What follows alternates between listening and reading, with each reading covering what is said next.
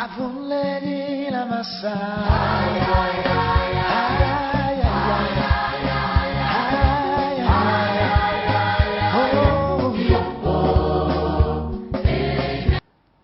Mesdames, Messieurs, bonsoir. Ravi de vous retrouver dans le cadre de cette émission Tu dois comprendre, avec cette thématique, la loi de la semence et de la moisson.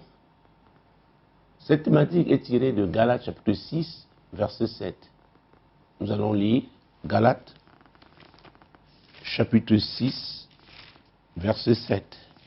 Nous vous conseillons toujours d'avoir votre Bible avec vous.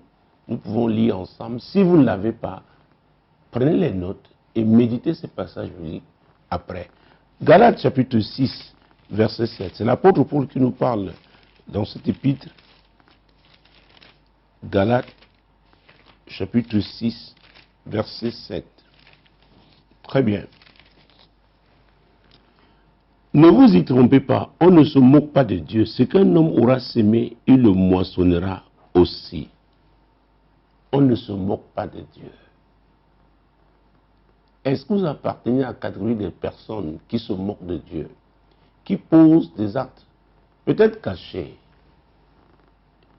et croient que Dieu ne voit pas? David disait qu'on ne pouvait pas se cacher, se dérober, n'est-ce pas, de la face de Dieu. Ce n'est pas possible. Il est le Dieu omnipotent, omniprésent, omniscient. Il est partout. Il sait tout. Et il a la puissance de vous rattraper, quel que soit le lieu où vous vous cachez. Et parce qu'il est souverain, il décide de quand vous faire payer des actes, n'est-ce pas, que vous avez posés, si c'était de mauvais actes. Donc on ne se moque pas de Dieu. Ça s'adresse à nous tous, les êtres humains, quelle que soit notre position, quelle que soit la fortune que nous pouvons avoir, on ne se moque pas de Dieu. Ce qu'un homme aura sémé, il le moissonnera aussi. Que vous soyez une femme ou un homme ou un jeune, vous posez des actes, sachez qu'il y aura des conséquences. C'est pourquoi nous avons insisté sur un certain nombre de personnages bibliques, et notamment Corneille la dernière fois. C'était un centenier, un officier, n'est-ce pas, de la cohorte italienne. Il était en expatriation en Israël. Mais cet homme avait marqué les Juifs. La Bible parle de lui, qu'il craignait Dieu, qu'il était un homme pieux, un homme qui faisait beaucoup d'aumônes. Et il priait continuellement. Donc ce n'est pas parce qu'il était pauvre qu'il priait. Parce qu'aujourd'hui, beaucoup disent que certains vont dans des églises parce qu'ils sont pauvres, parce qu'ils ont tout perdu, parce qu'ils ont raté dans leur vie. Corneille n'était pas un pauvre type, c'était un homme d'autorité. À cette époque, Rome était un empire puissant. Un empire qu'on craignait dans ce monde. Un empire qui avait une armée puissante. Et il était un officier de cette armée-là. Corneille priait continuellement. Corneille craignait Dieu. Corneille était un homme pieux. Corneille était un homme juste. Donc ne croyez pas que la grandeur est incompatible avec les bonnes œuvres. Ne croyez pas qu'on ne peut pas être un politicien et aimer la justice. Ne croyez pas que pour être puissant, il faut seulement écraser les autres. Même dans sa maison, il avait un bon témoignage. Parce que ses serviteurs ont parlé de lui à Simon-Pierre. Et j'avais posé la question de savoir, vous qui êtes un patron, vous qui êtes un homme riche, est-ce que vos serviteurs, est-ce que vos employés peuvent dire du bien de vous quand vous n'êtes pas là? C'est très important de se poser cette question. Ah oui. Donc Corneille Parce qu'il priait. Et Dieu avait agréé, n'est-ce pas, les aumônes qu'il faisait. Parce que beaucoup font des aumônes, mais leur vie, n'est-ce pas, n'est pas une vie de crainte de l'Éternel. La Bible déclare que c'est la crainte de l'Éternel qui est le commencement de la sagesse. Donc, quelles que soient les bonnes œuvres que vous faites, si vous ne craignez pas Dieu, alors Dieu ne saurait enregistrer ces œuvres-là comme des œuvres qui comptent pour vous, qui pourront vous aider, qui pourront, n'est-ce pas, le pousser à vous ouvrir les portes du salut. Parce que malgré ces bonnes œuvres, Corneille n'était pas un homme sauvé. Et pour son salut, il fallait, n'est-ce pas, que quelqu'un, n'est-ce pas, lui rende visite. Et cette personne-là s'appelait Simon, ou si vous voulez, Simon-Pierre, apôtre de Jésus-Christ. Il était à Jopé, Dieu le savait, il avait fini d'accomplir une mission divine là-bas, et voilà que Dieu voulait qu'il visite Corneille. Et Corneille, nous allons parler du cœur, il avait un bon cœur. Il a invité ses parents, il a invité ses amis intimes. C'est un homme qui offrait des opportunités, n'est-ce pas, à ses proches, à son entourage. Un homme qui faisait du bien. Et ils ont attendu, ils ne savaient pas quel serait le jour, n'est-ce pas, le jour d'arrivée, ni l'heure même d'arrivée de Pierre. Ils ont attendu. Ils ont attendu. Beaucoup ne sont pas patients. Ils disent, si dans 6 mois Dieu n'intervient pas dans ma vie, alors je lui tourne le dos. Vous êtes libre de le faire parce que Dieu n'est pas votre garçon de course. Il y en a qui diront oui, parce que j'ai donné une telle offrande à Dieu, il est obligé d'intervenir maintenant. Il est souverain. Nous avons vu, n'est-ce pas, avec la précédente thématique, qu'il y avait un temps pour tout. C'est lui qui décide du temps favorable. Quant à vous, vous devez continuer de faire du bien, persévérer dans cette voie-là, quelles que soient les persécutions. Parce que quand vous décidez de faire du bien, vous décidez d'être juste comme c'était le cas de Corneille. Si vous êtes dans un environnement d'injustice, on vous combattra. Vous devez persévérer. Parce qu'il y a une récompense attachée à ce choix, à cet engagement que vous avez fait. C'est très important de le savoir. Donc on ne s'engage pas par rapport à un être humain. On ne s'engage pas seulement en attendant la reconnaissance des hommes. Mesdames, messieurs, je suis bien placé pour vous le dire, oh, les hommes sont ingrats. Et si vous regardez seulement leur attitude, vous risquez d'arrêter de faire du bien. Et c'est pourquoi, toujours par l'apôtre Paul, il nous conseille, l'Éternel, de continuer de faire du bien, de ne pas, n'est-ce pas, nous arrêter. Parce que certainement, l'Éternel nous récompensera. Oui. Donc, nous allons prendre encore donc, notre Bible au chapitre 10 du livre des Actes des Apôtres. Parce que nous étions en train de lire ce chapitre-là, s'agissant de l'histoire de Corneille. Actes chapitre 10. Actes chapitre 10. Alors, nous verrons comment Pierre arrivé chez Corneille, ce qui s'est passé. Nous avons vu que Corneille s'est prosterné parce qu'il était un homme humble, malgré ses galons d'officier. Mesdames, Messieurs, que votre argent, votre autorité, le pouvoir que vous avez reçu, n'est-ce pas, de par vos fonctions, ne vous fasse pas croire que vous devez vous prosterner devant Dieu. Parce qu'en le faisant devant Pierre, ce n'était pas pour Pierre, c'était par rapport au Seigneur qui lui avait parlé au travers de l'ange qu'il avait envoyé. Et Pierre, lui aussi, était un homme humble. Il a dit à Corneille, tu n'as pas besoin de te prosterner devant un homme.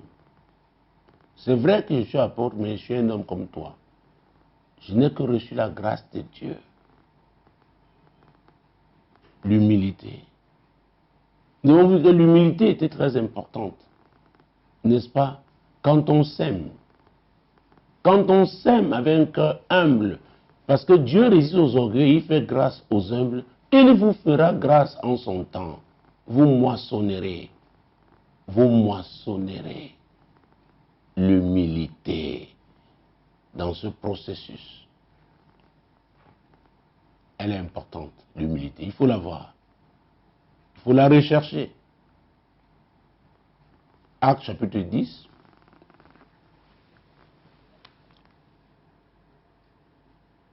Prenons le verset 33 pour commencer. Aussitôt, j'ai envoyé vers toi et tu as bien fait de venir. Maintenant donc, nous sommes tous devant Dieu.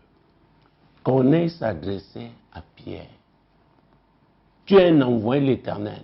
Comme tu es là, Dieu est là. Ah oui. C'est vrai que Dieu dit qu'on moissonnera ce qu'on aura sémé.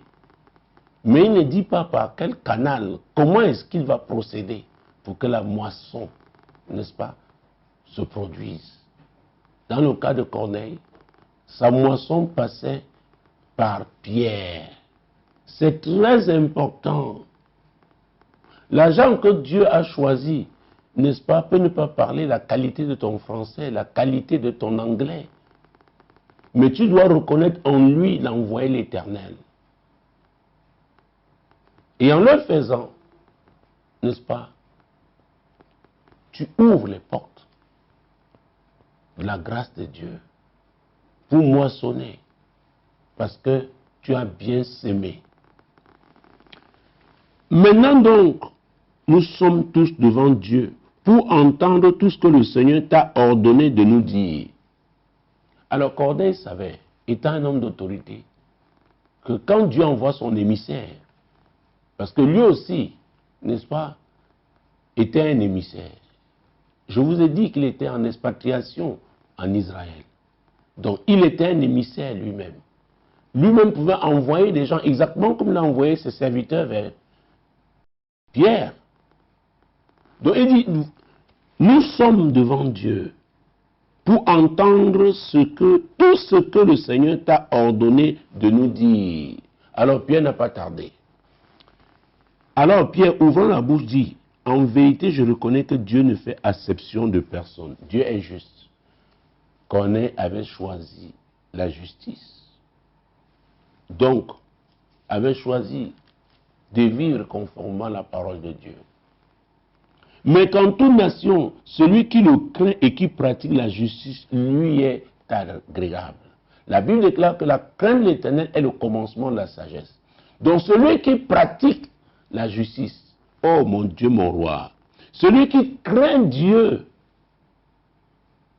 est agréable à Dieu.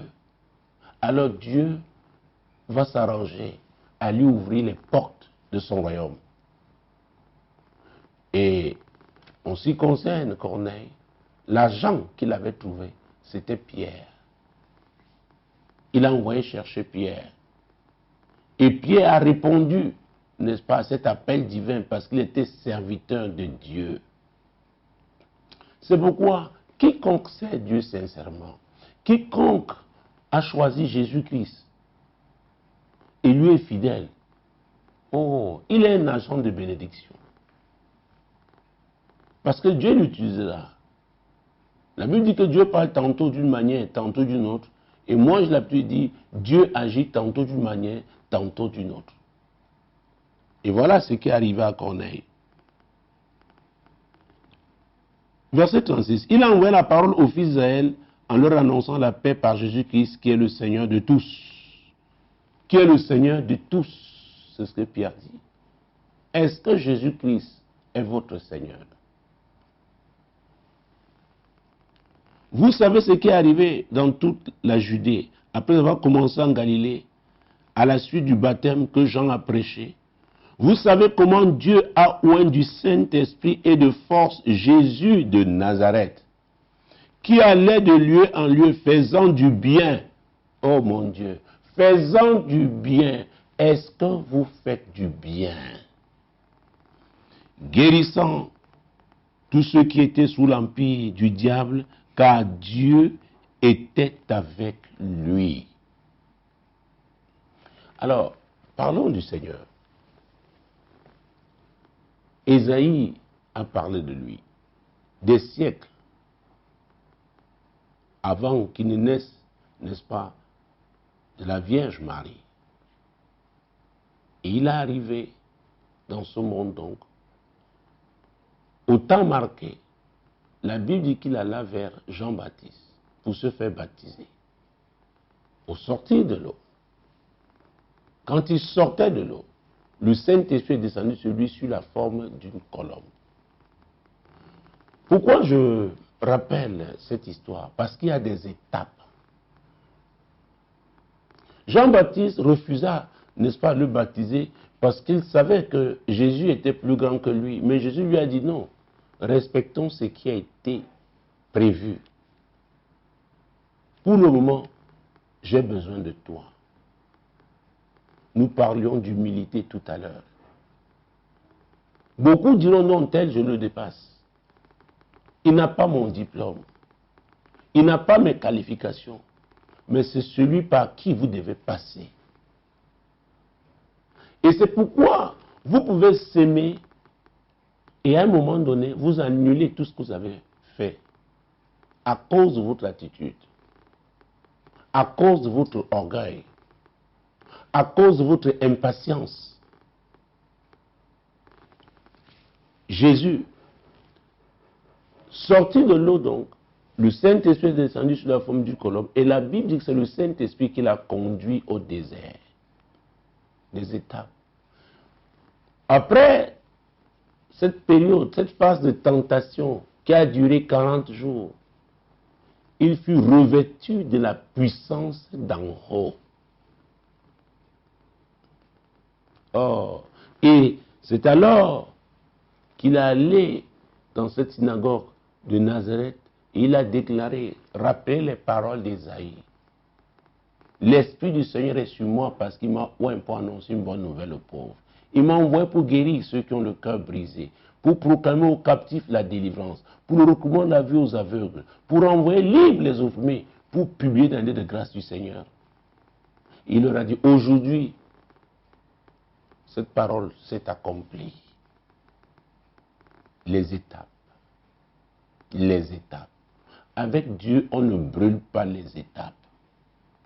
Corneille devait être béni, Corneille devait moissonner, mais il était important qu'il fasse venir Pierre. Il a obéi. Il a obéi. Nous avons vu la dernière fois, n'est-ce pas, que Samuel avait dit à Saül, l'obéissance vaut mieux que les sacrifices. L'obéissance vaut mieux que les sacrifices.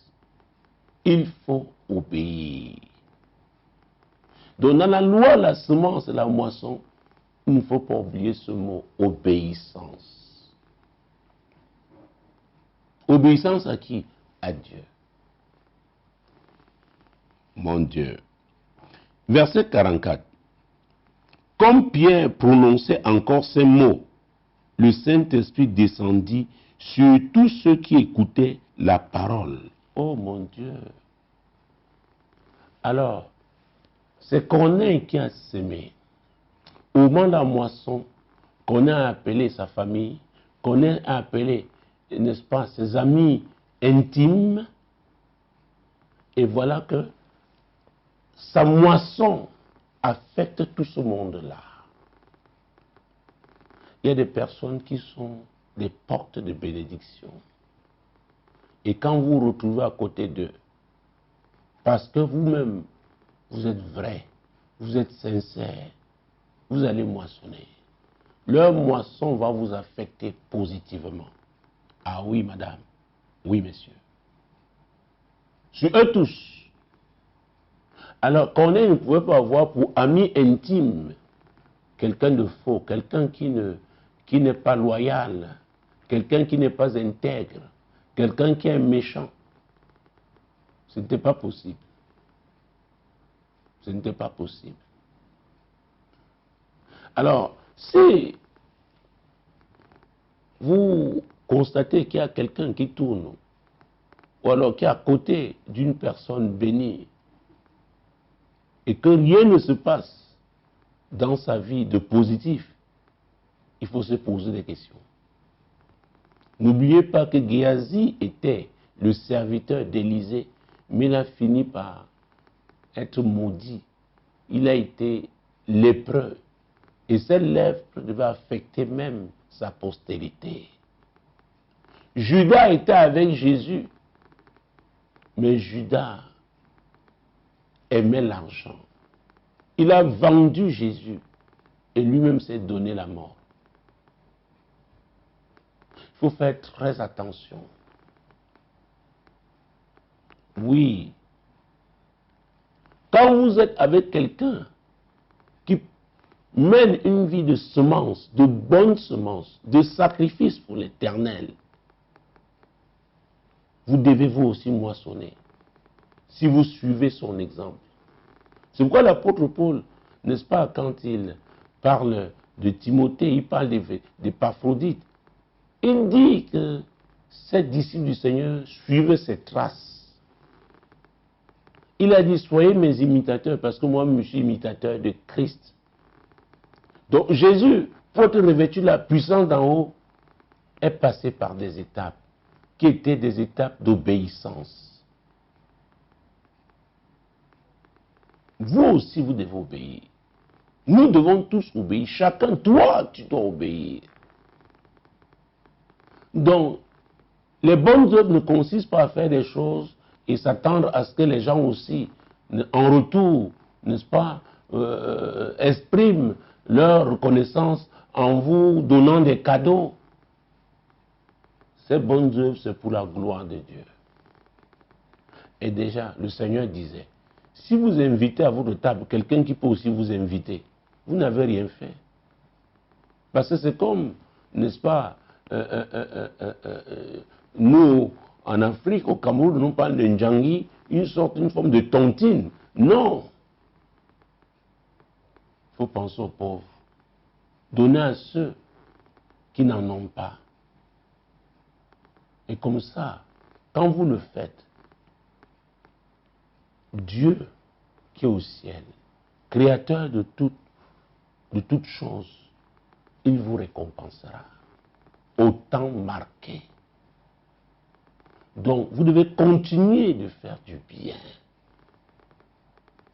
Donc, le Saint-Esprit qui est descendu ce jour, c'est le même Saint-Esprit qui était descendu sur Jésus au verset 38, comme nous l'avons lu. Vous savez comment Dieu a oint du Saint-Esprit et de force Jésus de Nazareth, qui allait de lieu en lieu, faisant du bien et guérissant tous ceux qui étaient sous l'empire du diable, car Dieu était avec lui. Dieu ne peut pas être avec vous et que vous ne fassiez pas du bien. Ce n'est pas possible.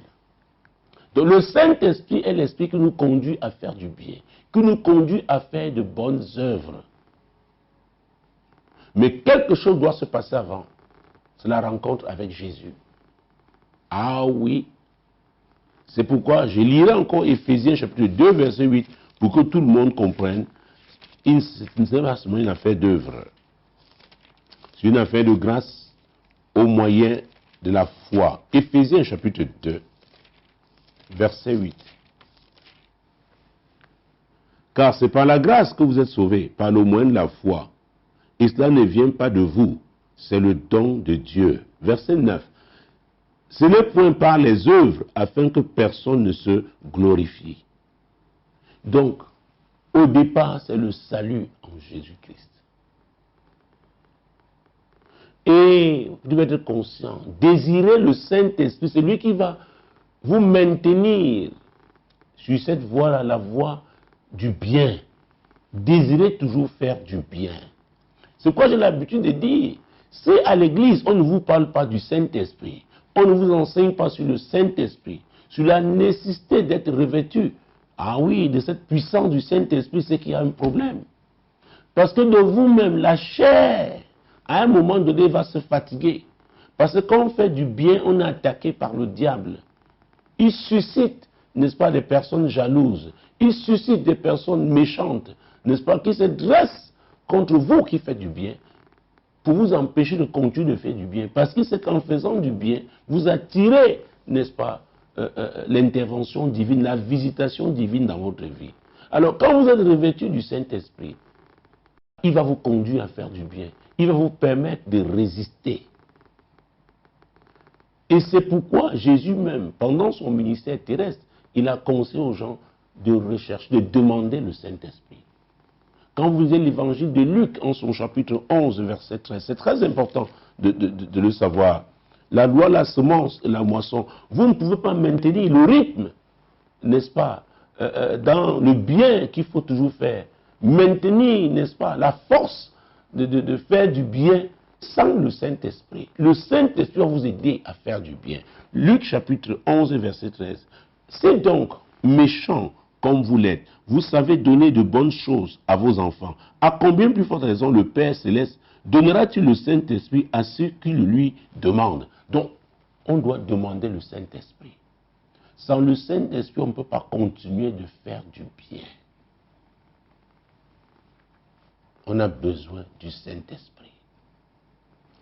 Quand on a commencé, il a atteint un niveau où Dieu a compris qu'il fallait absolument le Saint-Esprit pour qu'il continue dans cette voie-là. Mais qui avait promis le Saint-Esprit? C'est Jésus. Donc il faut rencontrer Jésus. Il faut le rencontrer. C'est très important, madame, c'est très important, messieurs. Pourquoi le Saint-Esprit, oh mon Dieu, mon roi, est celui-là qui nous conduit dans toute la vérité. Il est le conducteur. Il est celui qui nous convainc. Il convainc le monde de péché, de justice et de jugement. Donc quand vous vous trompez, vous faites une erreur, le Saint-Esprit va vous convaincre. Vous allez cesser de continuer dans cette voie-là. Vous allez arrêter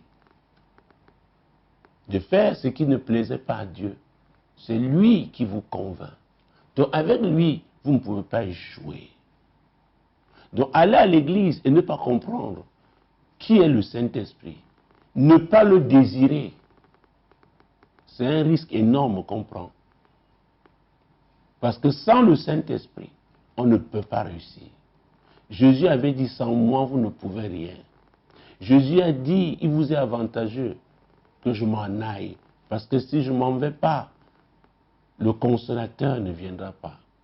Mais quand il viendra, l'Esprit de vérité, il vous conduira dans toute la vérité. Donc, vous avez besoin du Saint-Esprit pour grandir même dans le bien que vous faites déjà. C'est une bonne chose de faire du bien, exactement comme Corneille le faisait. Mais il y a un tournant à négocier avec le Seigneur. Et ce tournant-là, c'est le Saint-Esprit qui va vous propulser à cette dimension où vous deviendrez invincible parce qu'il est avec vous. Vous serez loin, n'est-ce pas, du Saint-Esprit, de l'Esprit de Dieu. Vous recevez la force de Dieu pour affronter l'hostilité, affronter tous ceux-là qui veulent vous empêcher, vous décourager, n'est-ce pas, parce que vous faites du bien. Dieu nous a appelés à faire du bien, madame, messieurs, jeunes gens. Dieu nous a appelés à faire du bien. Même si nous sommes blessés par des actes que des gens posent, n'est-ce pas? Nous devons continuer de faire du bien. Mais pour continuer de faire du bien, on a besoin du Saint-Esprit. Jésus avait dit, demandez, il vous sera donné. C'est dans Matthieu chapitre 7, verset 2. Matthieu chapitre 7, verset 2. Parce que je voudrais que le Saint-Esprit vous convainc la nécessité de l'avoir. Et nous allons prier. Matthieu chapitre 7, verset 7.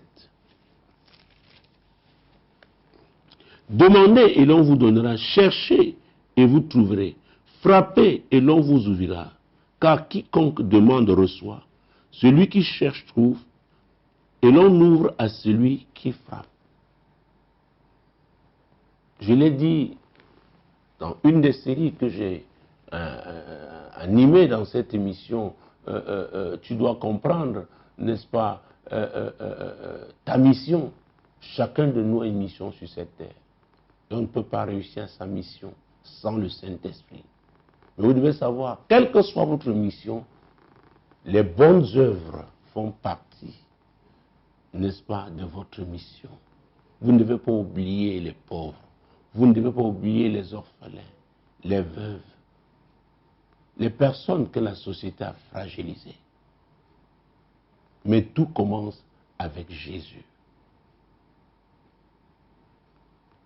Nous sommes contents de voir qu'il y a beaucoup d'associations aujourd'hui qui pensent aux orphelins, qui pensent aux veuves, n'est-ce pas, qui agissent pour défendre, n'est-ce pas, les personnes qui ont été fragilisées, défendre leurs droits dans la société. C'est bien tout ça. Mais n'oubliez pas que le point de départ devrait être Jésus. Corneille n'avait pas encore Jésus. Il priait, il cherchait, conformément à Matthieu chapitre 7, verset 7 que nous venons de lire. Et au temps marqué, Dieu a apporté la réponse. Dieu a envoyé son ange. Dieu l'a visité. Mesdames, messieurs, vous ne devez pas vous décourager. Continuez à demander. Si votre demande, c'est pour la gloire de Dieu, c'est pour que le royaume de Dieu avance, vous qui avez la crainte de Dieu, alors Dieu le fera. Il vous donnera le Saint-Esprit. Il vous donnera le Saint-Esprit. Parce que c'est lui, comme je l'ai dit, qui vous conduit dans toute la vérité. Jésus avait dit qu'il n'y a rien de caché qui ne doit être découvert. Il savait qu'il enverrait le Saint-Esprit. Avez-vous compris que dans cette série, la loi, la semence et la moisson, que le Saint-Esprit joue un rôle important? Que le Saint-Esprit va vous aider à persévérer, n'est-ce pas, dans la voie qui consiste à bien s'aimer. Que le Saint-Esprit va vous aider, n'est-ce pas, à identifier l'opportunité divine. Simon était l'agent que Dieu avait choisi pour la visitation de Corneille. Non seulement Corneille a été visité, ses parents qui étaient avec lui, ses amis intimes, ils ont directement reçu le Saint-Esprit. Et ça avait impressionné, n'est-ce pas, Pierre et son équipe, parce qu'il y avait des saints qui étaient à Joppé, des chrétiens, quand je parle des saints, je parle des chrétiens, qui étaient à Joppé, qu'il avait accompagnés. Et ils ont été tous surpris parce qu'ils croyaient que le Saint-Esprit concernait seulement les Juifs. C'est une affaire des Juifs seulement. Non! Non! Nous avons vu que Dieu ne fait pas de favoritisme. Il ne fait pas de favoritisme. Verset 45, nous sommes dans Actes chapitre 10. Tous les fidèles circoncis qui étaient venus avec Pierre furent étonnés de ce que le don du Saint-Esprit était répandu sur les païens. Les païens, c'est nous. C'est nous. Mais Jésus est venu nous réconcilier aux promesses d'Abraham. C'est ce que Galates 3, verset 13 et suivant. C'est ce que ce passage dit. Donc le Saint-Esprit, c'est pour vous, c'est pour moi. Mais le point de départ, c'est Jésus. Car il les entendait parler en langue et glorifier Dieu. Il les entendait parler en langue. Il disait des mystères. Exactement comme le jour de la Pentecôte. Dans Actes chapitre 2, n'est-ce pas? Les disciples avaient attendu selon les consignes que Jésus leur avait données. Quand vous lisez Actes chapitre 1, verset 8, il disait déjà au verset 4, ne vous éloignez pas de Jérusalem. Attendez la promesse. Au verset 8, il a dit, mais vous recevrez une puissance, le Saint-Esprit survenant sur vous, et vous serez mes témoins. Et c'est pourquoi Pierre s'était retrouvé, n'est-ce pas, aussi bien chez Dorcas que chez Corneille. Parce que revêtu de cette puissance-là, la puissance de Dieu, c'était pour servir Dieu. Est-ce que vous voulez vraiment servir Dieu? Ce n'est pas une affaire de religion. Voulez-vous vraiment servir Dieu? Voulez-vous accomplir n'est-ce pas, les bonnes œuvres pour lesquelles vous avez été créés. Ce n'est pas possible sans Jésus. Il a dit, je suis le chemin, la vérité et la vie. Alors, si vous voulez effectivement accomplir votre destinée, le conseil que je vous donne en ce moment, c'est d'accepter Jésus dans votre vie, de reconnaître qu'il est le seul sauveur. Demandez pardon à Dieu pour votre péché et engagez-vous, n'est-ce pas, à le suivre. Et en le suivant donc, vous avez entendu parler du Saint-Esprit. Demandez, demandez. Dieu vous donnera le Saint-Esprit. Dieu vous donnera sa puissance. Et vous continuez de faire les bonnes œuvres pour sa gloire. Parce que c'est sa volonté pour vous. Je ne parle pas de religion. Je parle de Jésus. Qui a dit, je suis le chemin, la vérité et la vie. Nul ne peut aller au Père que par moi. Jésus qui a dit, venez à moi, vous tous qui êtes fatigués et chargés, je vous donnerai du repos. Quand vous venez à lui, demandez aussi le Saint-Esprit. Il vous conduira dans toute la vérité. Mesdames, Messieurs, je veux croire que vous avez compris et que vous obéirez. Demeurez bénis en regardant Solution TV et en écoutant Radio Solution Shalom.